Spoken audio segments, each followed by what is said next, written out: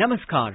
A warm welcome to World News and Indian Perspective on All India Radio. This is Manoj Singh Rana bringing glimpses of major developments of the day from across the globe. The headlines. Efforts are on to make India a global hub for design, development and manufacturing of telecom equipment, says India's Prime Minister Narendra Modi. India-Qatar task force to be set up to facilitate investments by Qatar Investment Authority in India. Britain becomes the first country to roll out COVID-19 vaccine. EU and Britain agree to meet in a make-or-break meeting to secure a deal ahead of Brexit. And Messi and Ronaldo set to face off in an eagerly anticipated UEFA Champions League encounter tonight. Prime Minister Narendra Modi has said that India has the potential to be a global hub for design, development and manufacturing of telecom equipments. Mr. Modi was delivering an inaugural address at the virtual India Mobile Congress IMC through video conference today. He urged the participants of the conference to work in this direction. Mr. Modi said India has achieved much success in the mobile phone manufacturing and it is emerging as one of the most preferred destinations. He mentioned how mobile technology has immensely helped the vulnerable sections of the society during the COVID pandemic. The digital potential of our nation is unparalleled, perhaps even in the history of mankind. Friends, it is because of mobile technology that we are able to provide benefits worth billions of dollars to millions of Indians. It is because of our mobile technology that we are able to help the poor and vulnerable quickly during the pandemic. It is because of mobile technology that we are seeing billions of cashless transactions, which boosts formalization and transparency.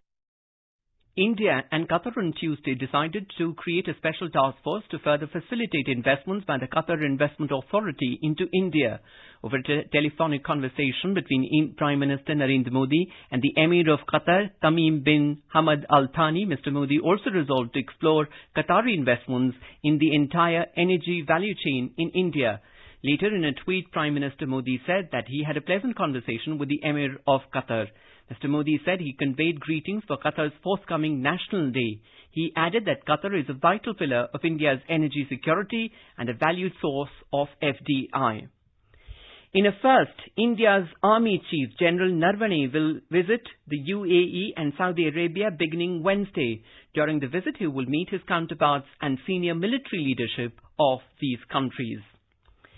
In another development, a delegation of farmers, growers, businessmen and government officials from the Union Territory of J&K with an aim to promote horticulture produce of the UT in the international market and that the Gulf trade is participating in the UAE India Food Security Summit 2020. The summit is being held from 7th to 10th of December. China has said that China and India have been in communication through diplomatic and military channels on the border issue. In response to a question, the Chinese Foreign Ministry spokesperson said the two sides are working to further de-escalate the border situation in eastern Ladakh and will have consultations to determine specific arrangements for the next round of talks. India has maintained that the onus is on China to carry forward the process of disengagement at the friction points in eastern Ladakh. In the last round, which was the 8th round of Corps Commander level talks, both sides agreed in a joint statement to push for the settlement of other outstanding issues so as to jointly maintain peace and tranquility in the border areas. The talks were held on 6th of November to resolve the border standoff that erupted in May. Britain's Prime Minister Boris Johnson is set to personally visit Brussels to find a way out of the impasse as the deadline looms large for a trade deal on Brexit. In a joint statement on Monday, EU chief Ms. Ursula von der Leyen and Mr. Johnson said that they took stock of the ongoing negotiations. It added that significant differences remain on three critical issues: level playing field, governance and fisheries. Vice President of India, Mr. M. Venkaiah Naidu, emphasized that fostering student entrepreneurship through innovation programs is extremely critical and universities need to establish close linkage with industries to mentor and handhold students with novel business ideas. Virtually addressing the Thai Global Summit 2020 on Tuesday, the Vice President highlighted that the world will need about 500 million new jobs by 2030. He called upon the established entrepreneurs and chambers of commerce and associations like TIE to mentor the next generation. He underlined the importance of universities in promoting knowledge sharing and fostering entrepreneurial skills of students. This is All India Radio giving you the world news. The United States has imposed financial sanctions and a travel ban on 14 Chinese officials over their alleged role in Beijing's disqualification of Hong Kong's elected opposition legislators last month. The sanctions were imposed against 14 vice chairpersons of the National People's Congress Standing Committee, NPCSC, the top decision-making body of the Chinese legislature.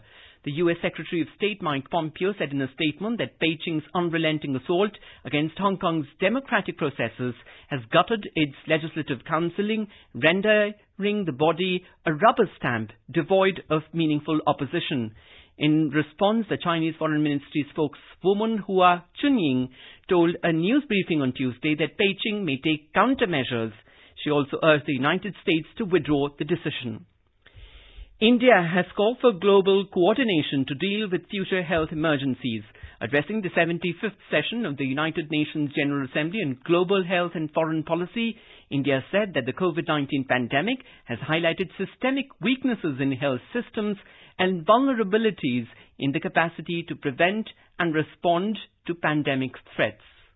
We need to capitalize on existing programs such as the Access to COVID-19 Tools Accelerator, ACTA, and COVAX facility to ensure affordable and equitable global access to diagnostics, therapeutics, and vaccines, while strengthening health systems. Also, we need to come up with long-term strategies and roadmaps to put in place a system to deal with the future pandemics.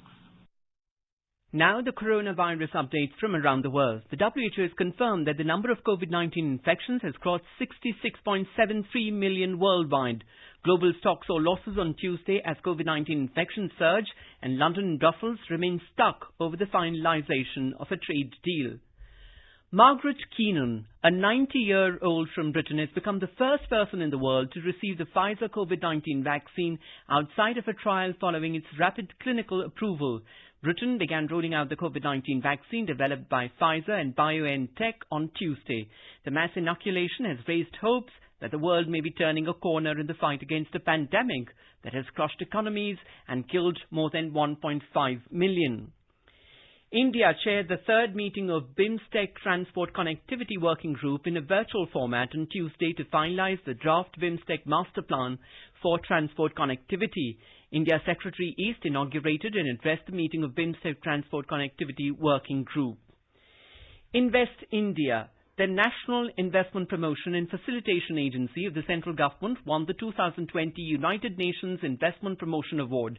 The award has been given by UNCTAD, United Nations Conference on Trade and Development. On to sports now. In football, a clash of titans is imminent as Messi and Ronaldo face off in the UEFA Champions League group stage match between Barcelona and Juventus Tuesday night. In cricket, India lose the third and final T20 match against host Australia by 12 runs in Sydney on Tuesday, but win the series 2-1. India is celebrating the 151st birth anniversary of Mahatma Gandhi. Before we end, let us listen to his favorite bhajan, Vaishnav Jan, by artists from Cameroon.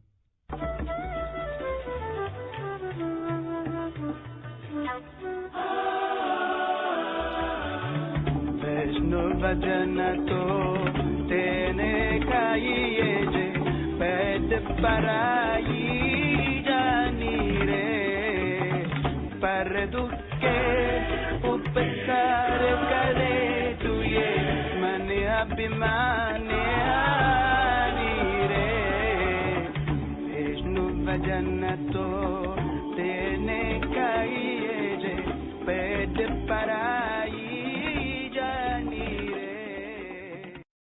And with that, we end this bulletin. See you at same time tomorrow with the next edition of World News.